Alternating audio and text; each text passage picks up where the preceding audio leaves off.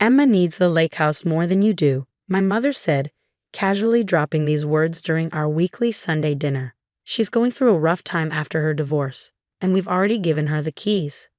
I set down my fork, the clatter against fine china echoing through our family dining room.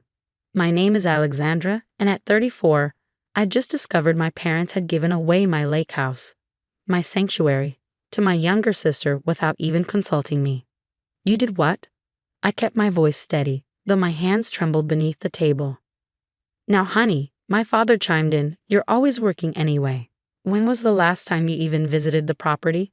Emma needs a fresh start, and that house is perfect for her. Perfect for her. Of course it was. Everything had always been perfect for Emma.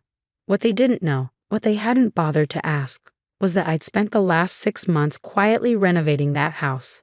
Every weekend, while they assumed I was always working, I'd been there, transforming it into something special. The house isn't yours to give away, I said quietly, watching their expressions shift from certainty to confusion. Don't be ridiculous, my mother scoffed. Your father and I bought that house when you girls were teenagers. It's family property. I pulled out my phone, scrolling through my photos. Actually, I bought it from you 3 years ago. Remember the paperwork you signed? The one you didn't bother reading because you were too busy planning Emma's second wedding. Their faces paled as I showed them the property deed with my name on it. The lake house had been my dream since childhood, and when my parents mentioned selling it, I'd stepped in.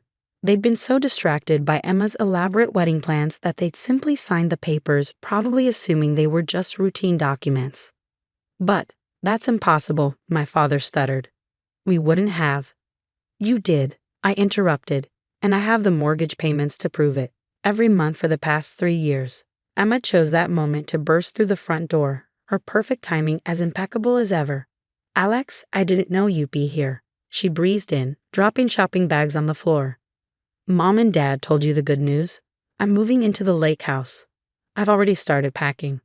I turned to face my sister, noting the designer clothes and fresh manicure that somehow didn't align with someone going through a rough time. Actually, Emma, we need to talk about that. Talk about what? She flopped onto the sofa, pulling out her phone. I've already hired movers for next week. The interior needs a complete overhaul. By the way, that rustic look is so outdated. My mother shot me a warning look, the one that had always meant don't upset your sister. But this time, it didn't work. The renovations I just completed would disagree, I said, pulling up photos of the house on my phone. The reclaimed wood floors, the custom kitchen with its copper fixtures, the stone fireplace I'd had restored by local artisans. 6 months of work captured in pristine detail. Emma's head snapped up. What renovations? The ones I've been doing on my house. I emphasized the word my, watching comprehension slowly dawn on their faces. The property I legally own and have been renovating for the past 6 months. But Mom and Dad were wrong. I cut her off, standing up. They gave away something that wasn't theirs to give. And now they get to explain to you why you need to cancel those movers. My mother's face crumpled. Alexandra, please, your sister needs this. After everything with the divorce. The divorce she wanted, I corrected, because she was having an affair with her tennis instructor. The same instructor she's now living with in his luxury condo. That divorce. Emma's face flushed red. You don't know anything about my life. I know enough, I replied, gathering my things. I know that you've always gotten whatever you wanted, whenever you wanted it, but not this time. Not my house. As I walked toward the door, my father called out, Princess, wait. We can figure something out. Maybe you could let your sister stay there temporarily. I turned back one last time, looking at my family, my mother's manipulative tears, my father's desperate negotiating, and Emma's entitled anger. No, I said simply. For once, you all get to figure out your own solution. I have other plans for my property. What they didn't know was just how extensive those plans were. The renovations weren't just for personal use. They were part of something bigger, something that would make them regret ever trying to give away what was mine. I walked out to my car, listening to the chaos erupting behind me. Emma's shrill voice carried through the open windows, demanding they fix this. But for the first time in my life, I wasn't going to make things easier for them. I had worked too hard, invested too much, and this time, I was standing my ground. As I drove away, my phone started buzzing with messages. I ignored them all. They would soon discover that the lake house wasn't just a property. It was the cornerstone of my future, and I wasn't about to let anyone take that away from me. The next morning, my phone showed 47 missed calls and over 100 text messages. Emma had gone from demanding to pleading, while my mother alternated between guilt trips and thinly veiled threats. My father, predictably, tried to play mediator, suggesting compromises that all somehow ended with Emma getting her way. I ignored them all and drove to my lake house, smiling as I pulled up to the newly graveled driveway. The morning sun sparkled off the water, highlighting the dock I'd had restored last month. Inside, everything was exactly as I'd left it, pristine, peaceful, and completely mine. My phone buzzed again. This time, it was a message from my mother's best friend, Linda. "Your mother is beside herself. How could you be so selfish? Emma needs a fresh start." I laughed, remembering how Linda had been equally beside herself during Emma's first divorce and her second wedding, and every minor crisis in between. The family drama machine was in full swing, but this time, I had an ace up my sleeve. Walking into my beautifully renovated kitchen, I opened my laptop and pulled up the email I'd been sitting on for weeks. The one from the state's Department of Tourism, confirming my property's certification as a luxury bed and breakfast. The renovation hadn't just been about making a beautiful home, it had been about creating a business. Each room had been carefully designed to accommodate guests, the boathouse converted into a waterfront suite, and the grounds landscaped for outdoor events. I'd spent 3 years planning, 6 months renovating, and now everything was ready. Just as I was reviewing the final permits, I heard the crunch of tires on gravel. Looking out the window, I saw Emma's red sports car speeding up the driveway, our parents' SUV right behind her. "Here we go." Emma burst through the door first, stopping short when she saw the changes. Gone was the dated lake house of our childhood, replaced by elegant modern furnishings that still maintained the property's rustic charm. What have you done?" she stammered. My parents followed her in, their expressions shifting from determination to shock as they took in the transformation. "Welcome to Silver Lake Lodge," I said calmly, gesturing to the new sign above the stone fireplace. "Grand opening next month." "A lodge?" My mother's voice was faint. "But Emma's furniture is staying wherever it currently is. I finished for her. This is a licensed bed and breakfast now. All the permits are approved, and we're already booked solid for the summer season." My father stepped forward, his negotiator face on. "Now, Princess, surely we can work something out. Emma could help run it, make it a family business. Like she helped run the boutique you bought her, or the yoga studio, or the wellness center." I counted off her failed ventures on my fingers. "No, thank you. This is my business, my investment, my future." Emma's face had turned an interesting shade of red. "You knew I needed a place to stay. You let me believe." "I didn't let you believe anything. I cut her off.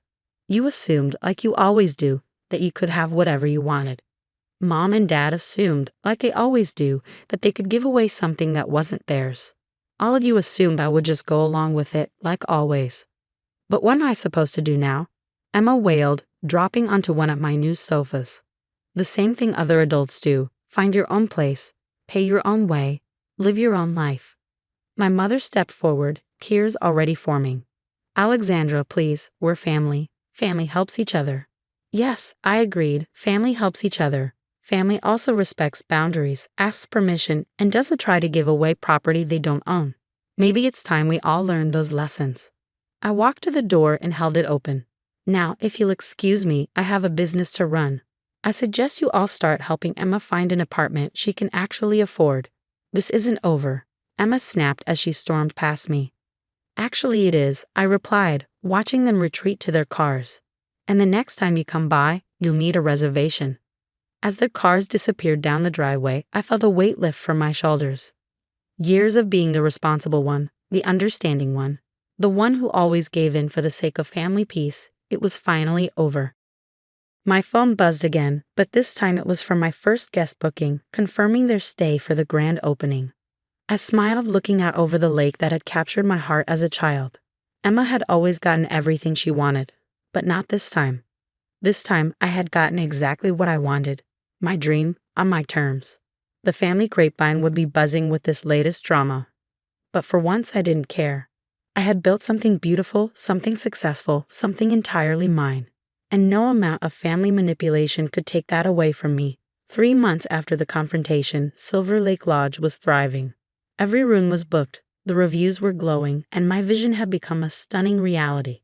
The local tourism board had even featured us in their summer campaign, praising our perfect blend of luxury and lakeside charm. I hadn't spoken to my family since that day, though their attempts at contact hadn't stopped. Emma had switched from angry tirades to suspicious kindness, suddenly interested in reconnecting and learning about the hospitality business. My mother's tactics ranged from sharing childhood photos on social media with captions about missing her girls to having relatives call me about making peace. One quiet morning, as I was arranging fresh flowers in the lobby, Linda came strutting in. She took one look around the packed dining room, the happy guests on the deck, and the no vacancy sign, and her expression soured. "Your mother is heartbroken," she announced, as if conducting an official intervention. "And Emma? Well, she had to move into a tiny apartment in the city. Is that what you wanted?" I continued arranging my flowers. What I wanted was to build a successful business, which I have. Emma's housing choices are her own responsibility. But she's your sister. Yes, and this is my life. I stepped back to admire the arrangement. "Was there something else you needed, Linda?" "We're fully booked, but I can add you to our waiting list." She left in a huff, no doubt racing to report back to my mother. But I had guests to attend to and a business to run. I'd stopped playing supporting character in the Emma show, and my life was better for it. Later that afternoon, I was surprised to see my father's car pulling up. He got out slowly, looking older somehow, and stood awkwardly by his vehicle until I walked out to meet him. "The place looks amazing, Princess," he said softly. "You've done an incredible job." "Thank you," I replied, waiting for the other shoe to drop. He sighed, running a hand through his gray hair. "I've been doing a lot of thinking about how we've handled things, how we've always handled things. We didn't just try to give away your house, did we? We've been giving away pieces of you your whole life." I felt my throat tighten but kept my expression neutral. "Every time Emma wanted something, every time she struggled, we expected you to be the solution. We took advantage of your strength, your stability." He looked out over the lake. "We never asked what you wanted, what you were dreaming of. We just assumed you'd always be there, fixing everything. And now," I asked, my voice barely steady. "Now I'm here to say I'm sorry, really sorry." "Your mother? She's still struggling with all this. And Emma?" He shook his head. "Emma's Emma. But I'm proud of you, Alexandra. Proud of what you've built here. Proud of you for standing up for yourself, even if it was against us." I felt tears threatening but blinked them back. It wasn't easy. "I know." He turned to face me fully. "I'd like to make a reservation. Just me for a weekend. I want to experience what you've created properly as a guest. If you'll have me." I studied his face, seeing genuine regret there, and maybe something else, respect. "We're booked solid for the next 2 months," I said, watching his face fall slightly. "But I might have a cancellation coming up. I'll check the books." His smile was worth it.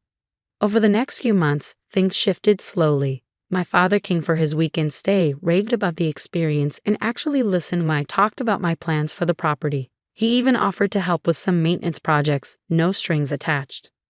Emma eventually found her footing in a marketing job, though she still made occasional comments about how she could have made the lodge even more successful. I let those slide off me like water off the dock. My mother took longer to come around, but one day she showed up with a box of old photos she'd found. Pictures of me at the lake house as a child, always in the background while Emma posed in the foreground. "I never saw it before," she said quietly, "how we always push you aside." "I'm sorry, Alexandra. I really am." It wasn't a perfect resolution. Family rarely is. But as I stood on my dock that evening, watching the sunset paint the lake in shades of gold, I knew I'd done the right thing.